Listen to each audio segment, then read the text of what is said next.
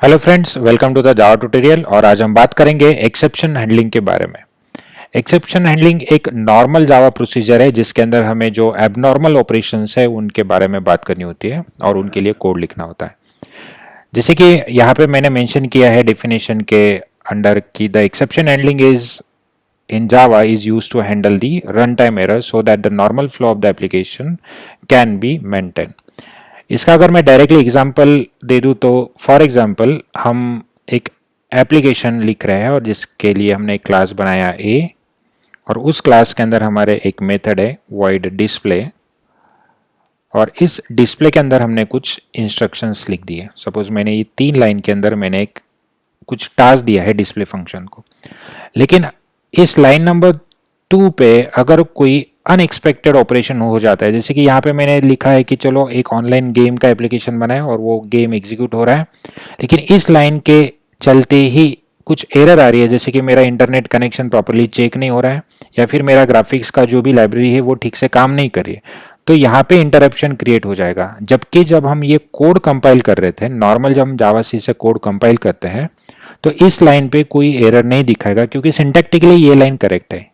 ये एरर कब जनरेट हुई? जब आप गेम खेल रहे थे तब, मतलब रियल टाइम एक्सपीरियंस जब कर रहे थे, रन एग्जीक्यूशन कर रहे थे तब, जैसे कि इंटरनेट चले जाना, that is one of the case. फिर अगर आप कुछ डेटा रीड कर रहे हो, अगर मैं दूसरा एग्जांपल डिस्कस करूं कि आप डेटा रीड कर रहे हो हार्ड डिस्क के अंदर से और वो डेटा रीड करते टाइम अचानक से हार्ड डिस्क का केबल लूज हो गया, so that is a run time error, तो हम डेटा रीड नहीं कर पाएंगे।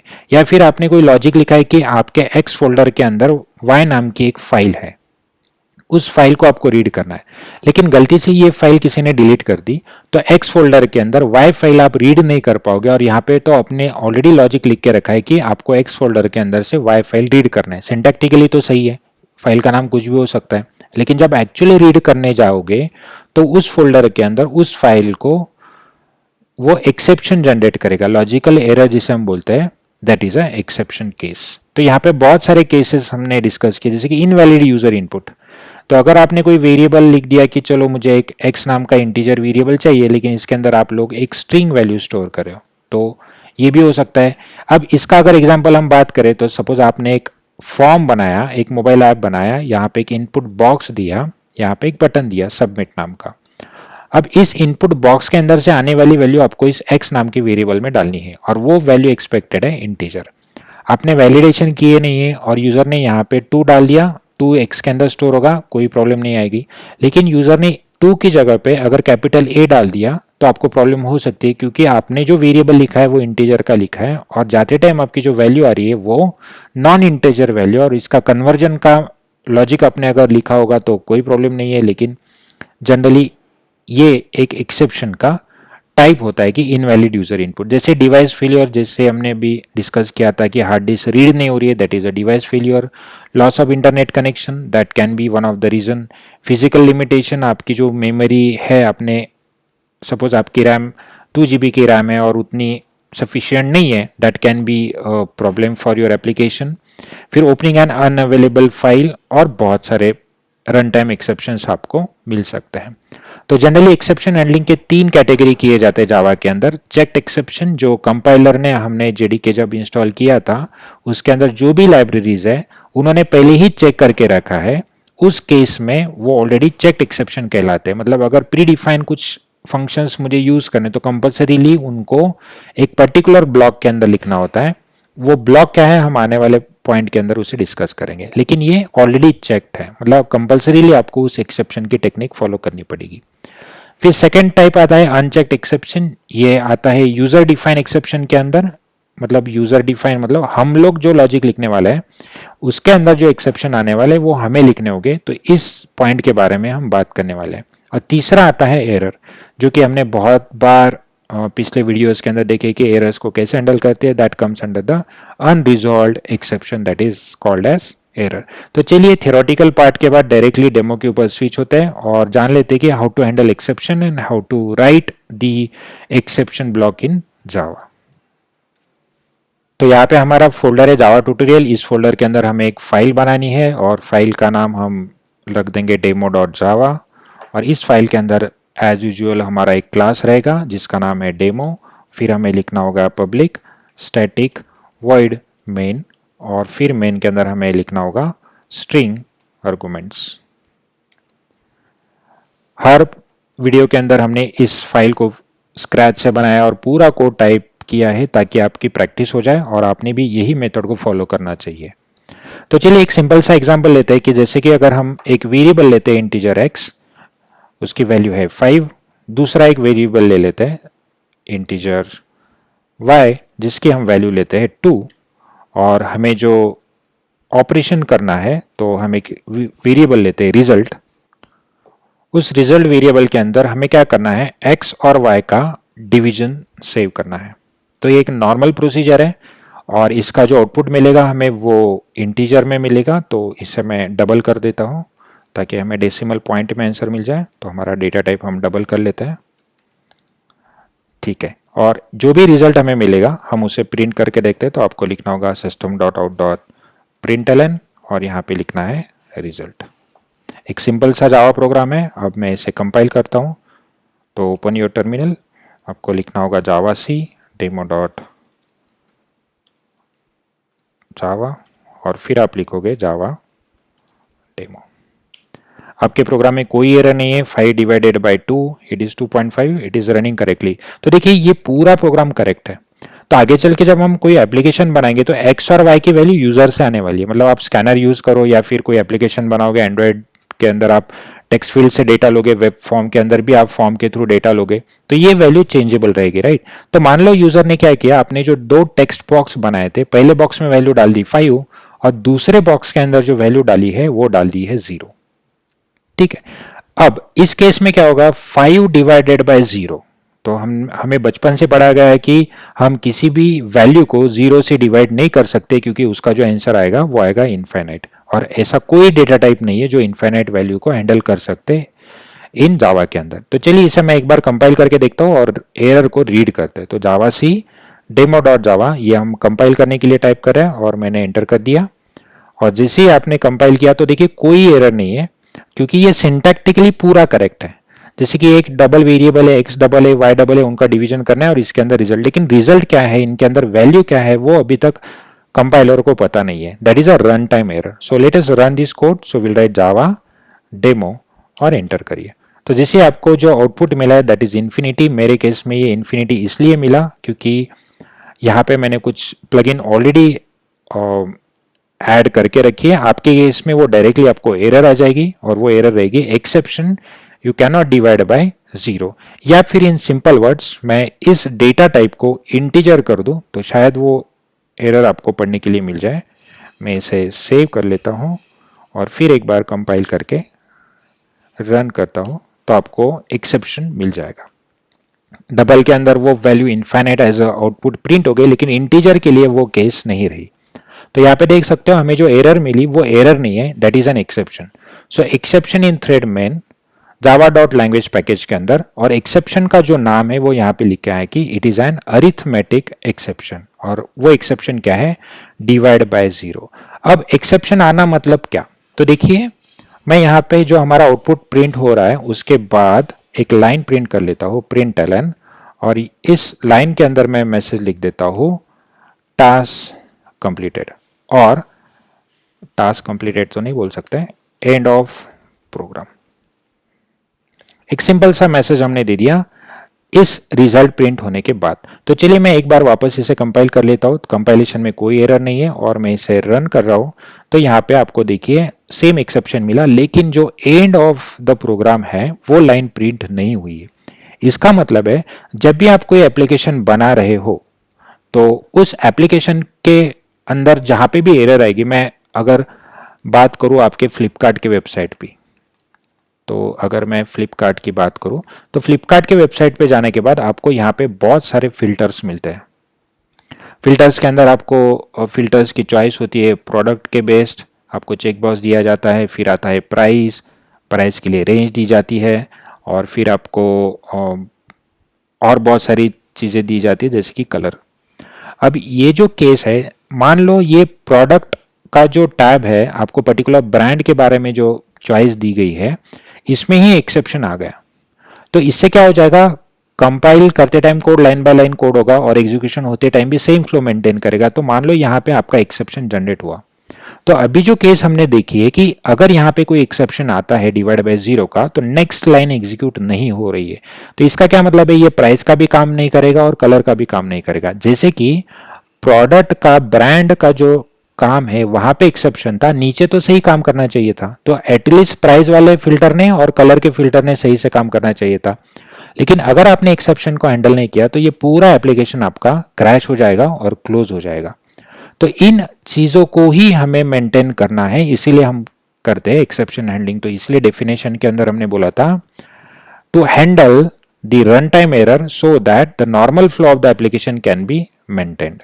तो वो मेंटेन कैसे करते हैं, तो यहाँ पे देखिए ये बहुत ही सिंपल है। उसके लिए आपको एक कीवर्ड का यूज करना होता है, that is try and catch. So this is the line number 7 is causing the error. तो इसी लाइन को हमें हैंडल करना है।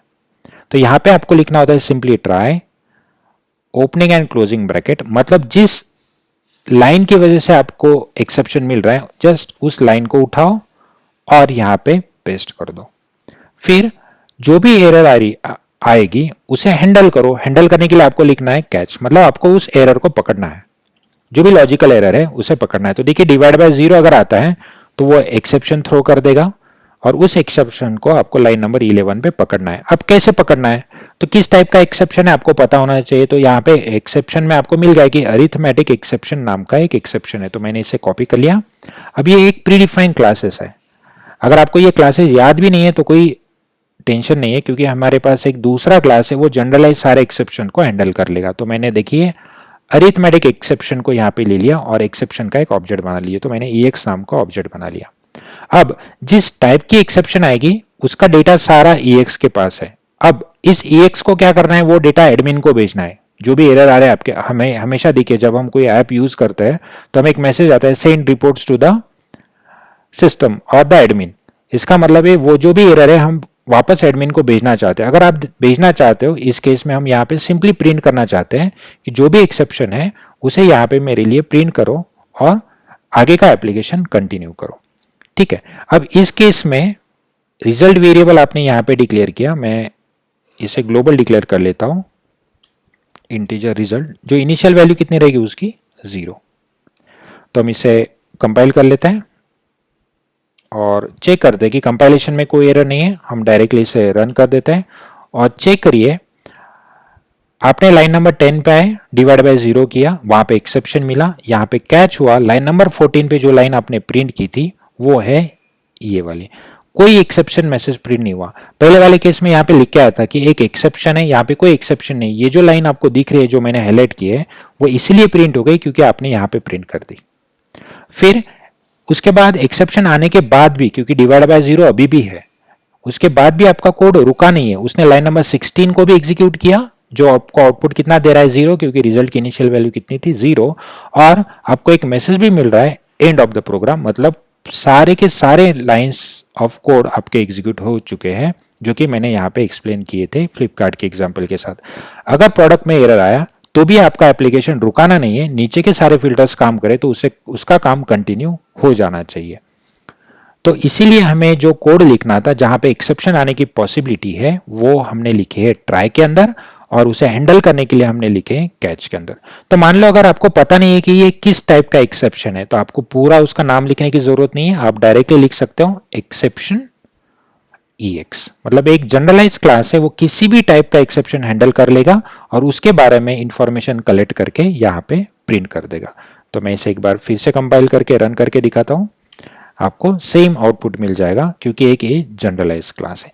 इसी टाइप के और भी कुछ एक्सेप्शन है, मैं आपको दिखा देता हूँ। तो आपको अभी लिखना है ट्राई, जहां पे एक्सेप्शन आने की पॉसिबिलिटी है वो ट्राई के अंदर, और एक्सेप्शन को पकड़ने के लिए कैच, और उसके अंदर आपको उस ऑब्जेक्ट को प्रिंट करना है।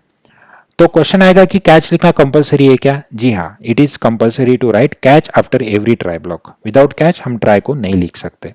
फिर हम एक ही ट्राई ब्लॉक लिख सकते हैं क्या? नहीं, हम मल्टीपल कैच, सॉरी, हम एक ही ट्राई ब्लॉक लिख सकते हैं, हमें एक ही बार ट्राई ब्लॉक लिखना है, लेकिन कैच ब्लॉक हम मल्टीपल टाइम्स लिख सकते हैं। उसके लिए हम नेक्स्ट वीडियो के अंदर बात करेंगे। तो चलिए अभी के लिए एक दूसरा एग्जांपल देख लेते हैं। मैं इसे रिमूव कर देता हूँ, इस पार्ट को, और यहाँ पे हम एक स्ट्रिंग ले लेते हैं, स्ट्रिंग माय नेम, और उसे एक मैं नाम दे देता हूँ, सपोज मैंने नाम दे दिया अजय, और फिर एक इंटीजर वेरिएबल ले लेता हूँ एल नाम का, जिसके अंदर इस माय नेम की लेंथ चली जानी चाहिए। तो हमारे पास एक फंक्शन है माय नेम डॉट लेंथ, ये हमने एरे के टाइम देखा था।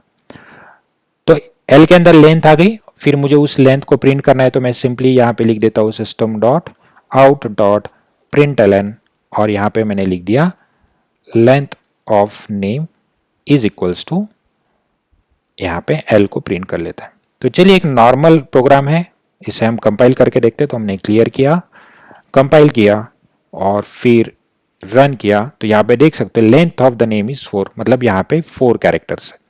लेकिन आगे चल के क्या हुआ, जब भी हम कोई कोड कर रहे हैं, यहाँ पे जो आने वाला इनपुट है वो नल है, यूजर ने वैल्यू एंटर ही नहीं की और सबमिट बटन दबा दिया, तो आपके पास जो वैल्यू आने वाली है वो किस टाइप की वैल्यू आएगी, नल।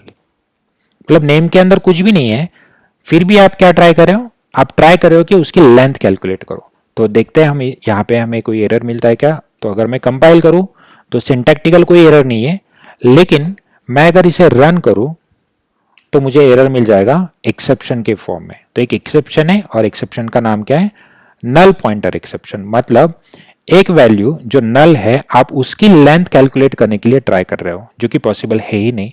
तो ये हो गया हमारा अगले टाइप का एक्सेप्शन, और उसका नाम है नल पॉइंटर एक्सेप्शन। और ये किस लाइन पे जनरेट हुआ, तो ये जनरेट हुआ लाइन नंबर 6 पे। तो इसे हैंडल करने के लिए यहाँ पे लिखा होता है आपके एक्सेप्शन में जावा लाइन नंबर 6 पे वो एरर है, तो आपको लाइन नंबर 6 को ट्राई एंड कैच के ब्लॉक में डालना है। तो हमें वापस से यहाँ पे लिखना पड़ेगा ट्राई, एंटर करके ओपनिंग क्लोजिंग ब्रेस, जो भी लाइन आपके एरर के लिए रिस्पॉन्सिबल है उस लाइन को ट्राई के अंदर डाल दो। फिर आपको लिखना है कैच, और अगर आपको पता है एक्सेप्शन का नाम, तो डायरेक्टली जैसे यहाँ पे नल पॉइंटर एक्सेप्शन, तो नल पॉइंटर एक्सेप्शन का एक ऑब्जेक्ट बनाइए EX। अगर प्रिंट करना है तो प्रिंट करिए, या फिर कुछ और ऑपरेशन करना है एरर के साथ तो वो आप कर सकते हो। तो मैं यहाँ पे सिंपली प्रिंट कर दे रहा हूँ जो भी एरर आ रही है, उस एक्सेप्शन आ रही है उसे, और हमने यहाँ पे आउटपुट को भी प्रिंट कर दिया। तो जैसे कि ये इंटीजर ट्राई के अंदर अगर मैं डिफाइन कर रहा हूँ तो मैं बाहर यूज नहीं कर पाऊंगा, because it becomes a local variable for this bracket. So ये स्कोप के अंदर है, तो मैं इसे बाहर निकाल लेता हूँ। तो डिक्लेरेशन के टाइम हम यहाँ लिख देंगे integer L is equals to 0, मतलब अगर ये स्टेटमेंट गलत हुआ तो जाके फाइनली वो प्रिंट कर देगा 0। तो हम कंपाइल कर लेते हैं, कोई एरर नहीं है, फिर रन कर लेते हैं। तो यहाँ पे देख सकते हैं एक्सेप्शन पूरा का पूरा प्रिंट हुआ, क्योंकि हमने उसे प्रिंट किया है। फिर length of the name is 0 because we set it to the 0, और आपका एंड ऑफ द प्रोग्राम भी प्रिंट हुआ, मतलब आपका कोई टास्क रुका हुआ नहीं है। तो ये था एक्सेप्शन हैंडलिंग। आने वाली वीडियो के अंदर हम एक्सेप्शन हैंडलिंग के बारे में और बात करेंगे, और मल्टीपल कैच ब्लॉक कब और कैसे यूज किए जाते हैं उनके बारे में भी देखेंगे। तब तक के लिए इतना ट्राई करिए।